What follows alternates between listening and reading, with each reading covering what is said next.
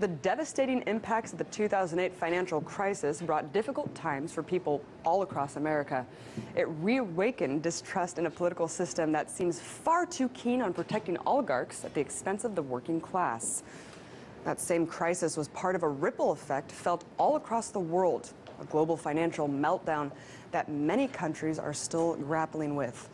In Europe, we're reminded about this struggle through ongoing protests against economic hardship and government corruption. Just days ago, tens of thousands of people from all walks of life marched on the Spanish parliament in Madrid against what citizens refer to as a coup of the financial markets. And with the European markets on edge, the last thing the Eurozone needs is uncertainty. But elections in Italy are stuck in limbo and causing just enough uncertainty to rattle the markets, giving rise to rumors of an inevitable collapse of the Eurozone. So to help me talk about the return of the Euro crisis, Italy's shaky elections, and ongoing unrest against government corruption elsewhere in Europe, I'm joined by author and investigative journalist Webster Tarpley. Hello, thank you so much. So Webster, let's start with the candidates at this in Italy's election. Berlusconi essentially was booted out of office. His party is polling in second place. I mean, he's a pretty controversial guy here, presided over a pretty bad period of financial crisis. Is the fact that he's the only anti-austerity candidate the fact that he's so popular still? Or why he's so popular? I think so. The thing about Berlusconi is he was the prime minister. He's been prime minister longer than anybody else in post-war Italian history. And he is an anti-austerity candidate. His recent campaign was stop foreclosures on homes, stop foreclosures on factories and equipment, raise the lowest pensions, and roll back a very oppressive property tax, the IMU, that Monti had imposed.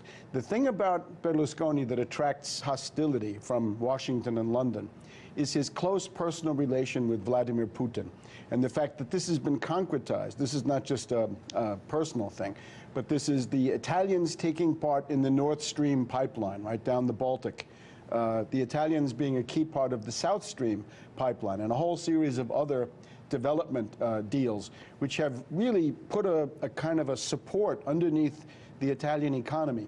The Italians then became kind of the pro-Russian element in the European Union and began attacking, they're getting attacks from the U.S. and so forth.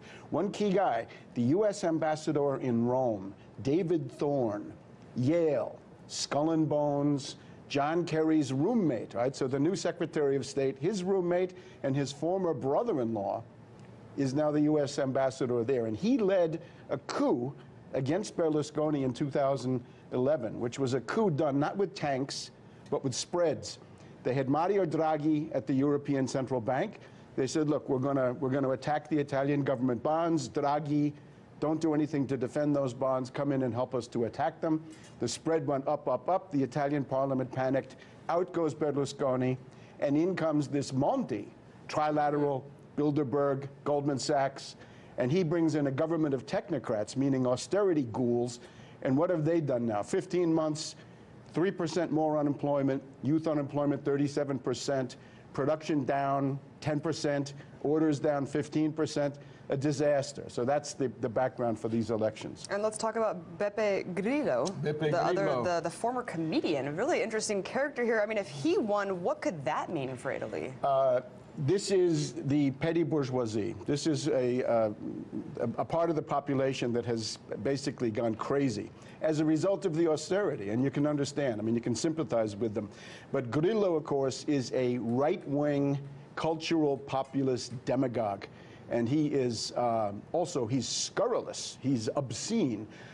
He tries to have radical anti-establishment cover, but when you listen carefully, he sounds very much like a Tea Party fanatic Republican here in the United States. I mean, he's all anti-government, anti-party, all this stuff. Not so much anti-bank for some reason, right? Doesn't want to attack the banks. And then you look at his policies. Look, smash all unions. What is that? That's a bad thing. Term limits, right? Attacking politicians. Infrastructure. Everybody in the world by now understands the way you get out of a depression is to have massive infrastructure projects. You get people hired, you get people working, you restart the economy. That's how you get an economic recovery. Grillo says no. There's a project to build a fast rail from Turin to the French border. Grillo says no, and he's got black bloc, he's got violent protesters out there. There's a plan, which I think is a great idea, to build a bridge from Calabria to Sicily. So you'd be going over the Straits of Messina with a bridge. Grillo says no. Parma, right, where the cheese comes from, where the opera comes from, great place, they need a modern subway. Grillo says no. So it's no, no, no. Every one of those is tens of thousands of jobs. So he's basically wrecking the economy. And how does Agenda 21 fit into this? Grillo, or just the concept of it. Grillo, you can imagine an Italian working class family, right? They've been attacked by Monti and the IMF and the European Central Bank, and taxes have gone up, they're unemployed, and they're looking for an alternative. And they look at Grillo, and Grillo says energy austerity. He says what they call decrescita, degrowth. I mean, the word for that in English is atrophy, or atrofia in Italian. Atrophy, they don't like to call it atrophy because in a living organism, atrophy is the prelude to death, right? You don't want to, but that's exactly what it is. So it comes from some French professors. There's Latouche, and there's Palante, and there's some others. But above all, it's this Agenda 21, right? Left over from the Rio conference at the beginning of the 90s, Al Gore, this kind of stuff. The idea that you can have energy austerity, and believe it or not, one of Grillo's planks is to lower the total consumption of energy in Italy by 10%. So he wants less production, less energy, less raw material use, and then he turns around and says, I'm going to give everybody €1,000 per month so nobody commits suicide. But you can't do that. In other words, you don't have the wealth, you don't have the resources to do that. Actually, Grillo says everybody gets a guaranteed income and free Wi-Fi. So it's like bread and circuses, right? Grillo of the Roman Empire. It sounds like Bush's check to everyone after he got out of office. Here, here's a couple $100. The guy is all the way like a Republican. A couple of other things. He wants to take, if you're a convict, take your civil rights away, just like a Republican governor in the American South. Anchor babies. If you're born in Italy, foreign parents, you don't become a citizen. So he's got racism going for him, too. He wants to do everything with referendums. Is that democracy? Well, the guy in European history who did that the most was Napoleon, so that doesn't sound very democratic. Let's move on to just the situation. I mean, public debts in Italy, this is just putting it in perspective for the audience of how bad this is, amount to more than 120% of the country's GDP. I mean, how can we... I wouldn't make that the big thing. The sure, big thing but that's is just the one jobless. Aspect, the joblessness. The unemployment. How do they get out of this crisis? I mean, all these candidates kind of seem like they're not really pushing for a viable solution here. Monti is the IMF austerity, right? That's failed now. He's out. Grillo is this new energy austerity, which, if anything, is even worse.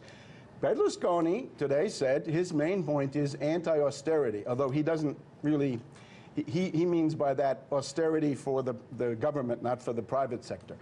What you'd have to do in Italy is, look, there are 3 million unemployed, and that's what Grillo draws on, right? He's basically fueled by the despair of 3 to 4 million unemployed. So the answer would be, I would say, 5 to 6 million new productive jobs at union pay scales. Doing what? Doing exactly what Grillo says not to do. Build that infrastructure. And this is how you could destroy Grillo. You could say, look, Italians, we have a program here, 5 million new jobs. We're going to rebuild the infrastructure. We're going to do housing. We're going to do fast rail. We're going to do modern electric production. We're going to do Wi-Fi. Sure, do that too. Do all that. And then let Grillo say no, because that violates my Agenda 21 program, right? You could basically cut him off at the knees.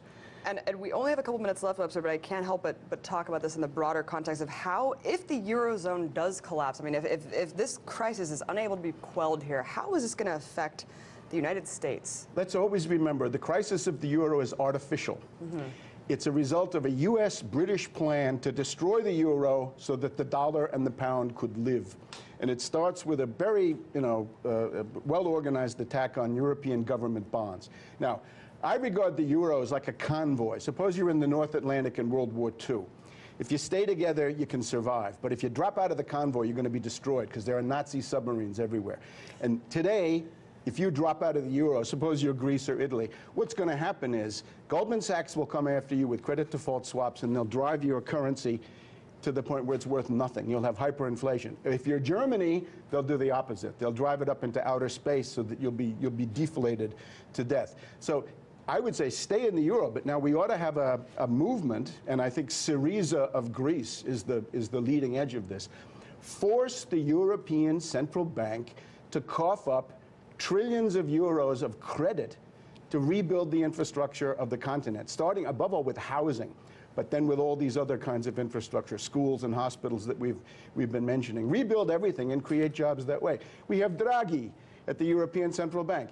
He gives basically 0% credit, but only if you're a zombie bank. How about if you're going to build some bridges and some housing? Let's get 0% credit for those people. And then you make sure that you don't get these characters like Grillo coming around. Definitely a conversation that needs to be had in you know, it's a context that we don't hear much on the corporate media. Thank you so much. Thank you. Historian, investigative journalist Webster Tarpley, appreciate it.